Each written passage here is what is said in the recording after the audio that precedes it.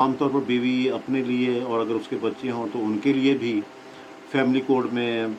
Suit for maintenance یعنی خرچہ نان و نفقہ کا دعویٰ کرتی ہے۔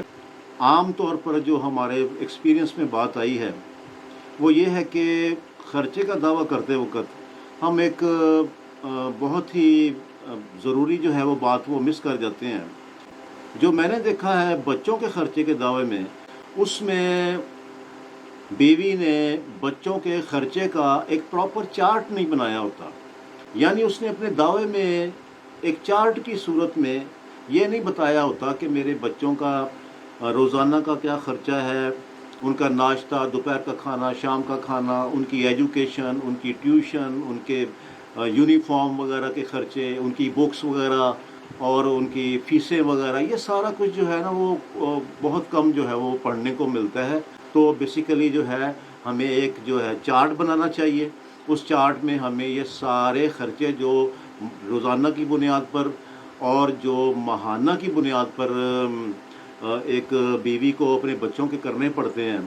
تو ان کا ایک چارٹ بنا کر کے ہے کورٹ میں پیش کرنا چاہیے، اور اس میں کلیکٹیولی بتانا چاہیے کہ جناب ہمارا روزانہ کا خرچہ جو ہے وہ اگر کلیکٹیولی اس کو جمع کریں پورے 30 دن پہ تو وہ اتنا بنتا ہے۔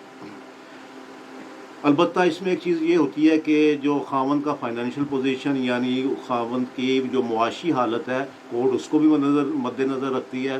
ایک ایسا نہیں ہے کہ ایک بیوی جو ہے وہ اپنی بچی کو کسی بہت ہی ہائی فائی اسکول میں داخل کروا دے جہاں پہ 30-40 ہزار روپے اس کی فیس ہو اور جناب خاوند جو ہے وہ 40-50 ہزار روپے اس کی پے ہو۔ تو اس صورت میں جو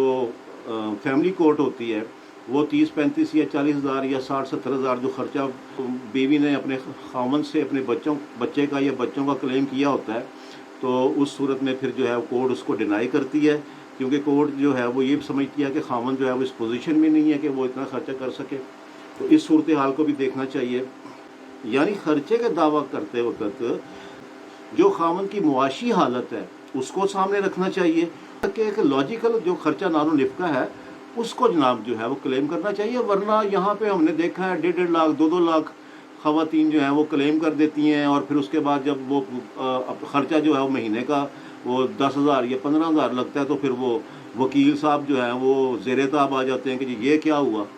اور دوسری بات اس میں یہ ہے کہ اگر آپ کلیم کرتے ہیں کہ جی میرا خاوند جو ہے وہ 2 لاکھ 3 لاکھ مہینے کا کماتا ہے اور آپ نے اس کا کوئی پروف بھی نہیں دیا کورٹ میں، آپ کہتے ہیں جی وہ یہ کہتا تھا کہ جی وہ اتنے پیسے کماتا ہے، تو یہ ایسے بھی جو ہے وہ عدالت without any evidence without any proof جو ہے وہ خاوند کے اوپر بلا وجہ سے اتنے زیادہ خرچے امپوز نہیں کرتی۔ مناسب سا خرچہ جو ہے according to the status of the husband وہ کورٹ جو ہے وہ اس کو اپنا اناؤنس کرتی ہے۔